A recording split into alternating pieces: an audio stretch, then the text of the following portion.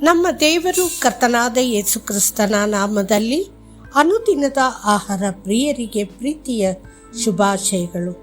2025 October ತಿಂಗಳ 27ನೇ ತಾರೀಕಿನ ಸೋಮವಾರದ ದೇವರ ವಾಕ್ಯವು ದಾನಿಯೇಲನು ವೃದ್ಧಿಯಾದನು. ದಾನಿಯೇಲ 6:28. ಇಂದು ನಾವು ಅತ್ಯುತ್ತಮ ಸತ್ಯವೇದದ ಜ್ಞಾನ, ಬುದ್ಧಿವಂತಿಕೆ, ಪ್ರತಿಷ್ಠೆ ಮತ್ತು ದೇವರ ಪ್ರಬಲ ಪ್ರವಾದಿಯಾದ ದಾನಿಯೇಲ್ ಅವನನ್ನು ಭೇಟಿಯಾಗಲಿದ್ದೇವೆ. ಕರ್ತನು ದಾನಿಯೇಲ್ಗೆ ವಿಶೇಷ ಬುದ್ಧಿವಂತಿಕೆ ಮತ್ತು ಕೃಪೆಯನ್ನು ನೀಡಿದ್ದನು. ಅವನು ಬ್ಯಾಬಿಲೋನಿನ ಎಲ್ಲ ಜ್ಞಾನಿಗಳಿಗಿಂತ 10 ಪಟ್ಟು ಬುದ್ಧಿವಂತನೆಂದು ಸತ್ಯವೇದವು ದಾಖಲಿಸುತ್ತದೆ. ದಾನಿಯೇಲನ ಜೀವನದಲ್ಲಿ ಅಂತಹ ಶ್ರೇಷ್ಠತೆಗೆ ಕಾರಣವೇನು? ಕರ್ತನಿಗಾಗಿ ಪವಿತ್ರ ಜೀವನವನ್ನು ನಡೆಸುವುದು ಅವನ ದೃಢ ಸಂಕಲ್ಪವಾಗಿತ್ತು. ಅವನು ಬಾಬೆಲನನ್ನು ಪ್ರವೇಶಿಸಿದ ಸಮಯದಿಂದಲೇ ದಾನಿಯೇಲನು ತನ್ನ ಹೃದಯದಲ್ಲಿ ತನ್ನನ್ನು ಅಪವಿತ್ರಗೊಳಿಸಿಕೊಳ್ಳಬಾರದು, ಬದಲಾಗಿ ತನ್ನನ್ನು ತಾನು ಪವಿತ್ರವಾಗಿರಿಸಿಕೊಳ್ಳಬೇಕೆಂದು ನಿರ್ಧರಿಸಿದನು. ರಾಜನ ಭೋಜನ ಪದಾರ್ಥಗಳು ಮತ್ತು ಅವನು ಕುಡಿಯುವ ದ್ರಾಕ್ಷಾರಸವು ತನ್ನನ್ನು ಅಪವಿತ್ರಗೊಳಿಸಬಾರದು ಎಂದು ಅವನು ನಿರ್ಧರಿಸಿದನು. ಮತ್ತು ಅಧಿಕಾರಿಗಳ ಮುಖ್ಯಸ್ಥನನ್ನು ತಾನು ಅಪವಿತ್ರಗೊಳಿಸಿಕೊಳ್ಳಬಾರದೆಂದು ಬೇಡಿಕೊಂಡನು. ದಾನಿಯೇಲ 1:8. ಒಂದು ದಿನ ರಾಜ ನೆಬೂಕದ್ನೆಚ್ಚರನು ಒಂದು ಕಳವಳಕಾರಿ ಕನಸನ್ನು ಕಂಡನು.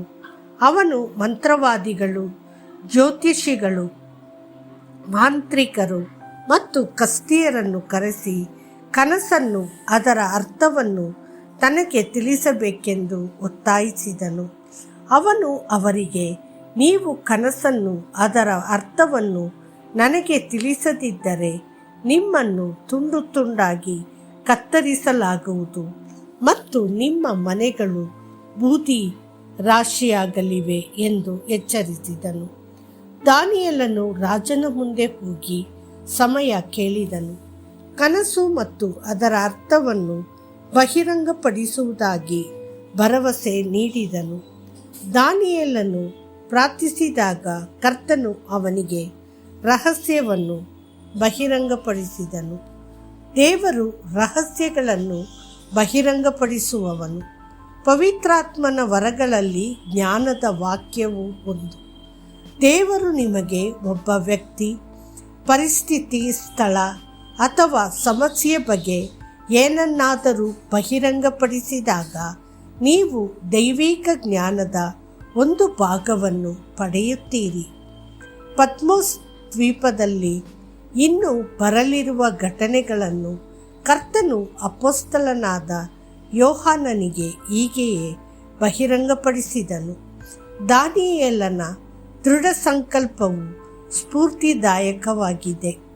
ರಾಜನನ್ನು ಹೊರತುಪಡಿಸಿ ಬೇರೆ ಯಾವುದೇ ದೇವರು ಅಥವಾ ಮನುಷ್ಯನನ್ನು ಬೇಡಿಕೊಳ್ಳುವವರನ್ನು ಸಿಂಹಗಳ ಗವಿಯಲ್ಲಿ ಹಾಕಬೇಕೆಂದು ರಾಜನಾದ ಡೇರಿಯಸ್ ಆಜ್ಞೆಯನ್ನು ಹೊರಡಿಸಿದಾಗಲೂ ದಾನಿಯೇಲನು ಕರ್ತನ ಮೇಲಿನ ಪ್ರೀತಿಯಿಂದ ದಿನಕ್ಕೆ 3 ಬಾರಿ ಪ್ರಾರ್ಥಿಸುವ ಮತ್ತು ದೇವರ ಮುಂದೆ ಕೃತಜ್ಞತೆ ಸಲ್ಲಿಸುವ ಅಭ್ಯಾಸವನ್ನು ಮುಂದುವರೆಸಿದನು.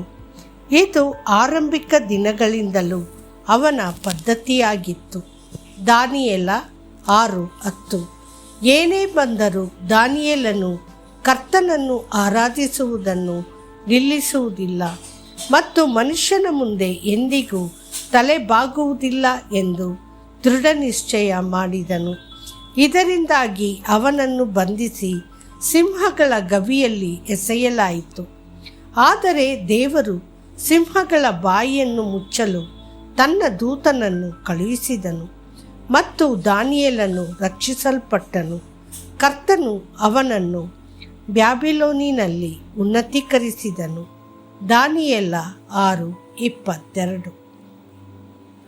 ದೇವರ ಪ್ರಿಯ ಮಕ್ಕಳೇ, ನೀವು ಕರ್ತನಿಗಾಗಿ ದೃಢವಾಗಿ ನಿಂತಾಗ ಆತನು ಖಂಡಿತವಾಗಿಯೂ ನಿಮ್ಮ ಪರವಾಗಿ ನಿಲ್ಲುತ್ತಾನೆ. ಮತ್ತಷ್ಟು ಹೆಚ್ಚಿನ ಧ್ಯಾನಕ್ಕಾಗಿ ವಚನ. ಜ್ಞಾನಿಗಳು ಆಕಾಶದ ತೇಜಸ್ಸಿನಂತೆಯೂ ಅನೇಕರನ್ನು ನೀತಿವಂತರನ್ನಾಗಿ ಮಾಡುವವರು ನಕ್ಷತ್ರಗಳಂತೆಯೂ ಯುಗಯುಗಾಂತರಗಳಲ್ಲಿಯೂ ಹೊಳೆಯುವರು. ದಾನಿಯೇಲ 12:3. ಕರ್ತನು ನಿಮ್ಮನ್ನು ಆಶೀರ್ವದಿಸಲಿ. ಆಮೇನ್.